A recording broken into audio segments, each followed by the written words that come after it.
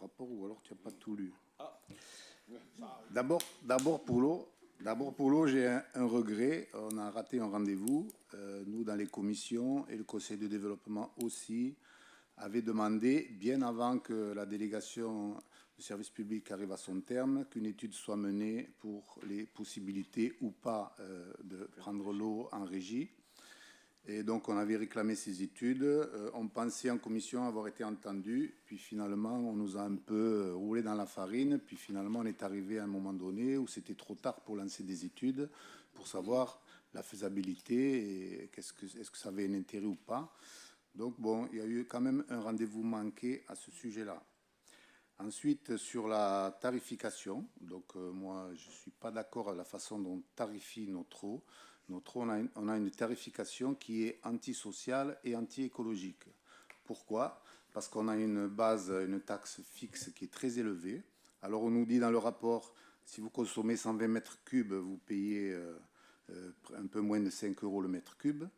Mais par contre, celui qui consomme 60 mètres cubes, qui est la consommation d'un couple, et une personne seule, c'est encore moins, là, on va approcher les 5, voire les 6 € le mètre cube. C'est très très cher. À Montpellier, par exemple, c'est moins de 4 €. Et ça veut dire que celui, par exemple, qui remplit par contre sa piscine avec l'eau potable du robinet, lui, il va payer l'eau moins de 4 € le mètre cube. Donc, c'est une tarification que j'appelle antisociale et anti-écologique et qui ne favorise pas l'économie de l'eau. Ensuite, pour venir au problème de pollution, alors là, j'ai découvert quelque chose justement en lisant le rapport d'aujourd'hui que je ne m'étais jamais aperçu. Comme le disait Franz tout à l'heure, des fois on a 800 pages, des fois on en a 1200 à lire, donc on ne peut pas lire tous les dossiers dans le détail.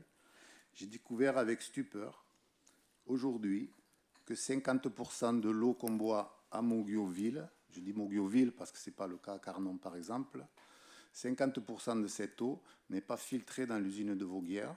C'est pour ça qu'on a une note C, c'est ABCD, il n'y a que 4 C, ça veut dire qu'on a une eau qui contient du chlorothalonil, qui est un produit extrêmement dangereux, et que si notre eau elle passait par l'usine de Voguières, il n'y aurait plus ce chlorothalonil.